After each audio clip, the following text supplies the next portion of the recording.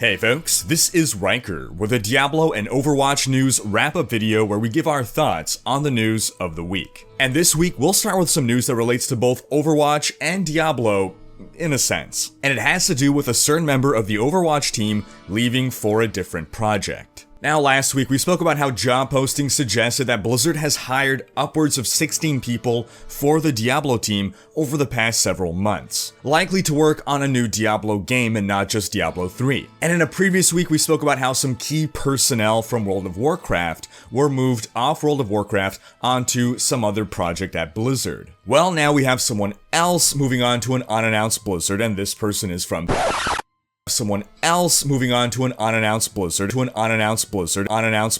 this person is from the Overwatch team. The individual is David Anthony Gibson. He was a senior animator on Overwatch, and now he's a senior animator on an unannounced project at Blizzard. Prior to Overwatch, it seems that David Gibson's major contribution was to the game Evolve. This was during 4 years at Turtle Rock Studios, where he, quote, worked tirelessly to help define the core experience of the game. And Evolve is a sci-fi PvP FPS game that pits 4 human hunters against 1 monster. Now, when we're talking about unannounced projects at Blizzard, the one that tends to come to mind the most, or at least for Diablo fans, is Diablo 4, or the new Diablo game. And as much as I would love to believe that, and the possibility exists that it is true, we have to remember that Blizzard is actually cooking up some new games. And this point was explicitly expressed just recently during an investor meeting. According to a GameSpot.com report on the latest Activision Blizzard earnings call, Blizzard is working on a number of new IPs. IP standing for intellectual property, and a new IP being, for instance, Overwatch. Overwatch is an IP. Warcraft is an IP. Diablo is an IP. Overwatch is possibly the only new IP that Blizzard created in almost 2 decades. But according to Blizzard president Mike Morhaime, quote, "In terms of new IP, our pipeline is in a better position than ever before in our history. We're committed to incubating new initiatives." He went on to say, "We now have multiple dedicated incubation teams that are being led by some of our most experienced game designers at Blizzard. I should say that creating new Blizzard quality games on any platform will take time. And as we've shown in the past, we're not going to release any games that we don't feel live up to our expectations or those of our players." Circling back to Overwatch, that was created from the ashes of Titan, a secret MMO project, well, not so secret, that Blizzard had been working on for a very long time. That was ultimately cancelled and revamped into what is now Overwatch. Other famous cancelled projects include StarCraft Ghost and Warcraft Adventures, but that's from very long in the past. So as much as I would like to believe that David Anthony Gibson has moved on to a new Diablo game, it's possibly more likely that he's actually just been moved on to one of these new IPs. And this will be our segue into the week's Diablo news, so if you're just here for Overwatch news, you can skip ahead to the time frame above. And we're going to start with some BlizzCon 2017 key art that was revealed. Here it is. It's of a Necromancer, clearly, and it's pretty badass, and that's basically all I have to say about it. There's really nothing that we can glean from this about Diablo's presence at BlizzCon 2017, but that is some sexy art. Moving on to our next story, a Russian private server for Diablo has got some attention lately. In case you don't know, a private server is a server not being run by the company of the game. It could be for a Blizzard game, it could be for any game. And in most cases, it is illegal to run a private server, at least for Blizzard games. It infringes on copyright laws and intellectual property rights and all that. That's why you generally see these being more prevalent in foreign countries that aren't the United States. You know, where it's a little bit more difficult for Blizzard's arm to reach. Regardless, this private server is running vanilla Diablo 3, and the video that really got some attention lately was PvP.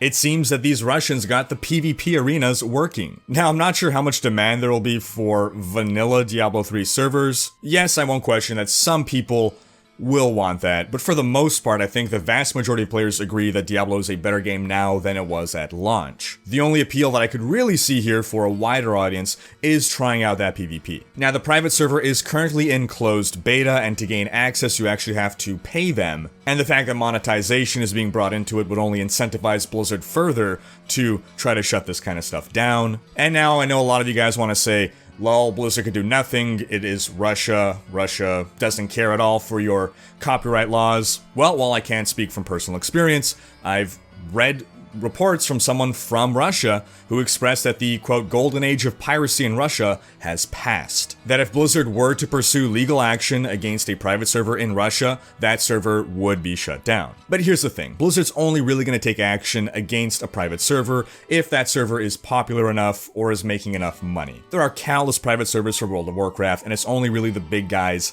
that get taken down. But one thing you gotta keep in mind here is that Blizzard is not just being a bully or being mean or greedy to shut down private servers. They legally have to shut down these servers to protect their intellectual property. In the world of copyrights, if you do not actively try to protect your copyright, you will lose it. In other words, if someone blatantly rips off a Blizzard product and Blizzard wants to try to sue them, if that's brought to court and it comes out that there's a lot of instances in which Blizzard didn't bother trying to protect their copyright, then that severely weakens Blizzard's case. But what do you guys think about this? Do you want private servers for Diablo 3? I personally would love it if Diablo 3 were a moddable game, like StarCraft 2 for instance. But as the game exists right now, I personally have no reason to play on a private server. I have no desire to go back to a vanilla experience, and I don't really see what else a private server can provide me. Diablo 3 doesn't have a monthly fee, so it's not like you're skipping the monthly fee to play on a private server. And it's not like World of Warcraft in that there were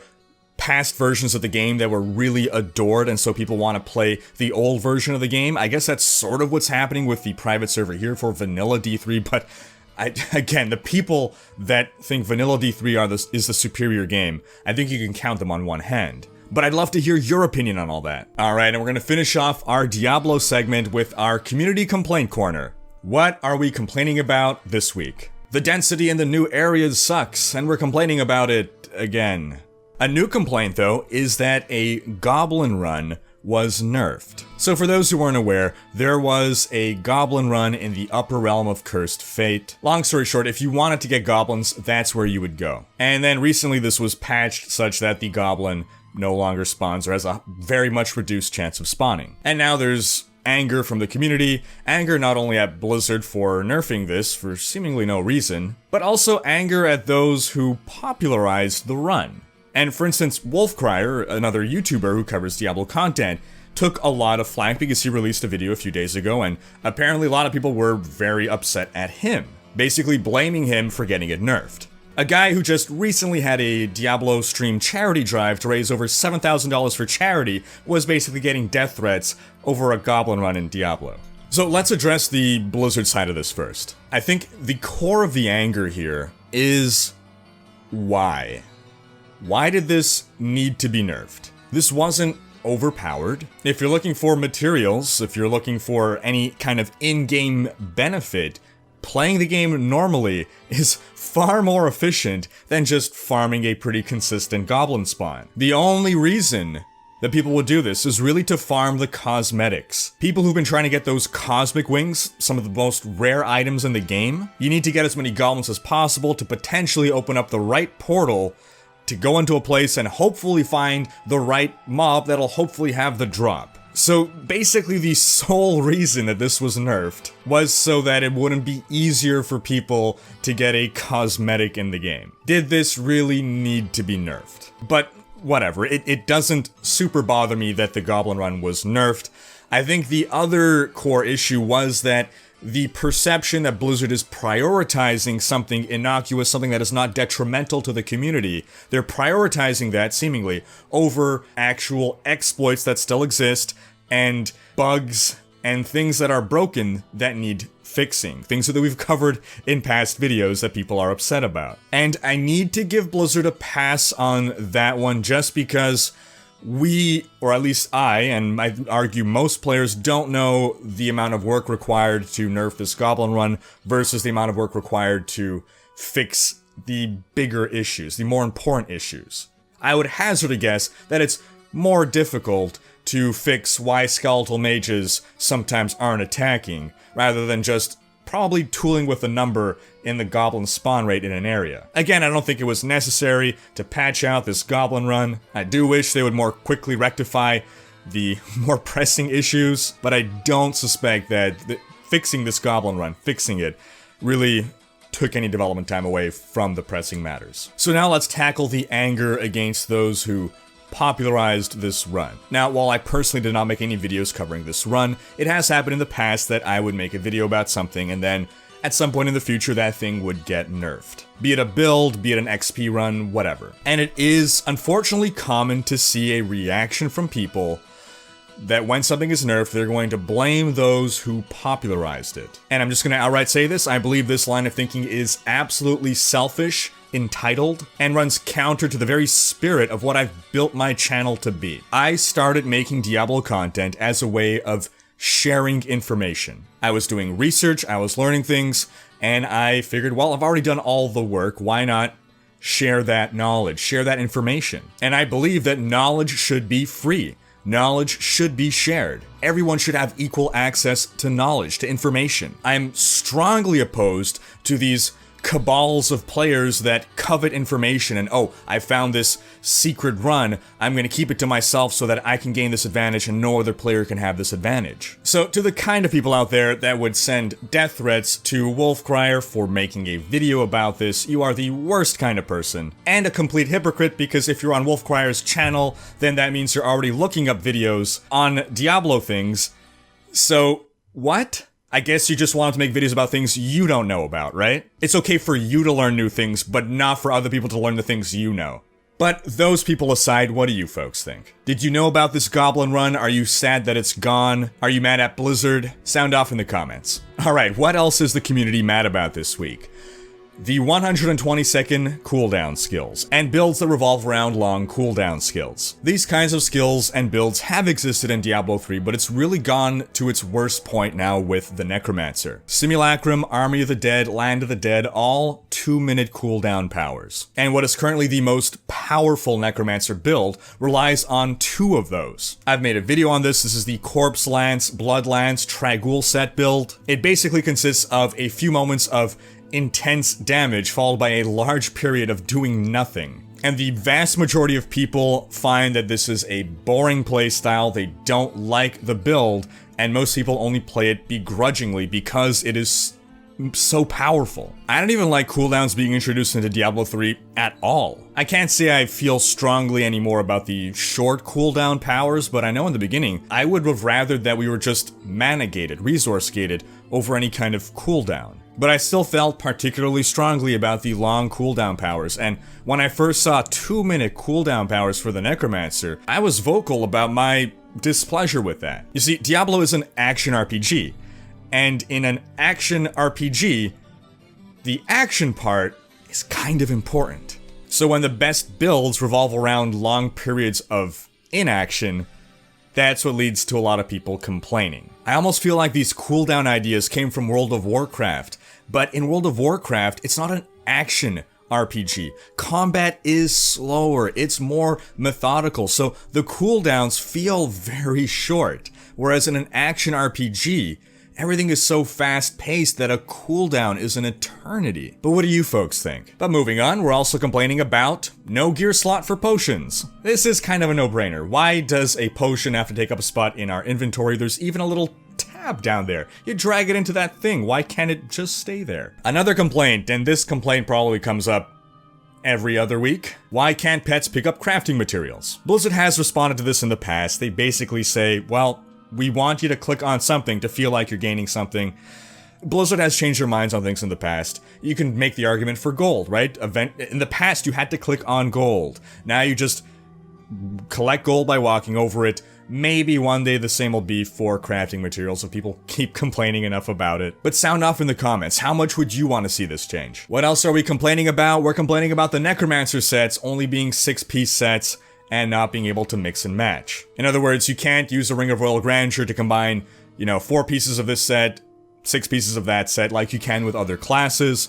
Blizzard addressed this way back in beta or earlier. They said that that is by design. They don't want you mixing and matching sets. According to them, doing so would only hurt build diversity. Because the idea would be then that, well, by combining these 2 sets, you create an even more powerful build than the sets independently. And honestly, this issue is just fundamentally about sets in the game, period. If sets weren't so strong, if we didn't have to use sets, then this would be a non-issue. And the last thing we're complaining about, Necromancer skills are not casting. You feel you have to press them multiple times before the power finally goes off. This is something that I've noticed since beta. It's frustrating. I don't feel that on other classes, or not nearly as much. And some people have narrowed it down. It seems to be that when you activate a Necromancer skill, there's some animation that cannot be interrupted or shortened, and that if you press another command while that animation is playing, it doesn't queue up, so the power doesn't go off once that animation ends. You have to time it perfectly right. I don't know that there's a solution to this. I do know that one of the things that I love about Diablo 3 versus other action RPGs is the feel of the game, and this is certainly something that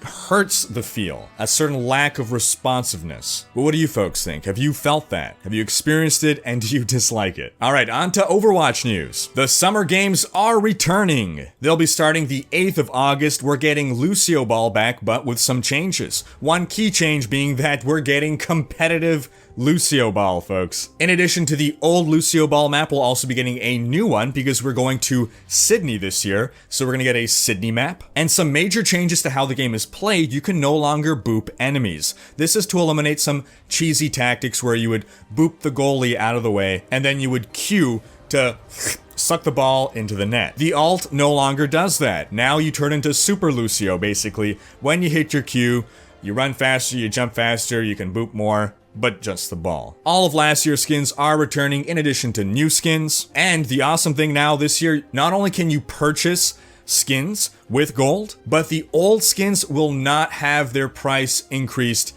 to event prices. So rather than being, say, 3,000 for a legendary, it's only going to be 1,000. So that's awesome. We got Junkrat and Mercy, who are definitely getting skins, and McCree and Widowmaker players will apparently be happy as well. The only irony with this whole Summer Games thing is that it's not summer in Sydney or even in Rio. It's winter in the southern hemisphere. Now that doesn't mean snow, but it is still ironic that they're called the Summer Games. Now, during the reveal of the Summer Games, we got some cute interaction between some of the official Blizzard Twitter accounts. Blizzard Australia tweeted to Overwatch Brazil, "We can't wait to get this party started. Wish you were here for a pickup game." Overwatch Brazil replied, "Don't worry, Blizzard Australia, we already have our tickets. We'll see each other on the field in a few days." And all of this has come with some very pretty art that does feel very Summer Olympics. Now, we don't know a whole lot else about the Summer Games, but there was some stuff data mined by Yernem, who, from looking through the files, deduced that we're getting over 40 new items. That's in addition to the returning items. And there's one line of code that reads "back to the beach," so there might be something beach-themed going on. Now, also in Overwatch news, people are just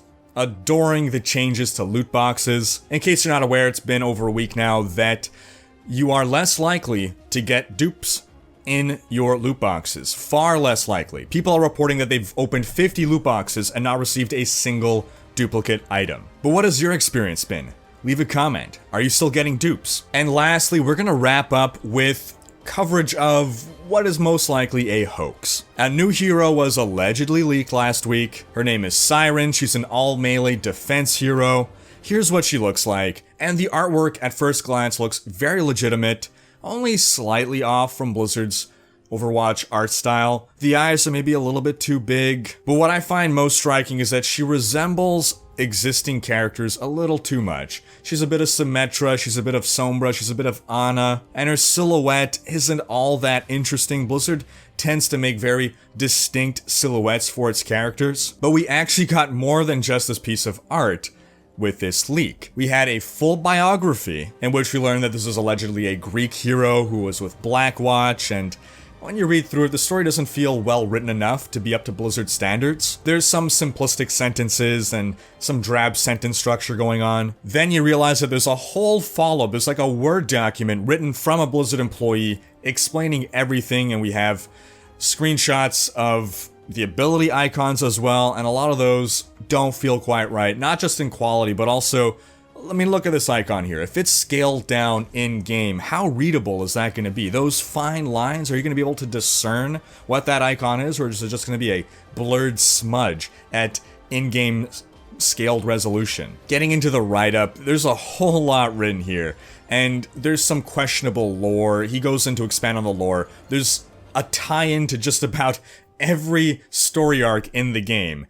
for this character. It just seems like trying way too hard. Plus the fact that this is another melee hero. It's like we just got a melee hero with Doomfist, why would we get another so soon? And a lot of her powers just seem to overlap with stuff that's already in the game on other heroes. And then his whole reason, at the start he explains that he's posting this, that he's leaking this because he feels the community needed more to look forward to. I mean, we just got Doomfist. I could understand that, yes, we don't really have anything to speculate on anymore now that we got Doomfist, but I don't think anyone's in sour spirits. We're still riding the high of the Doomfist release. It seems a bit odd that he's reacting like, oh, it's all doom and gloom now, let me tease the crowd with something. I mean, maybe in a month or two? I don't know. Just everything about this is kinda sketchy, but it also has some spark of legitimacy to it, and it's a massive amount of work if this is a hoax. So what do you guys think? Do you think this is a hoax? And that wraps up this week's video. Remember to leave a comment with your thoughts on this week's stories. Thanks for watching. Special thanks to my Twitch and Patreon supporters for making these videos possible. If you enjoyed this video, please share it. Check out these other videos, and subscribe to join Rhykkers Raiders for more Overwatch and Diablo content.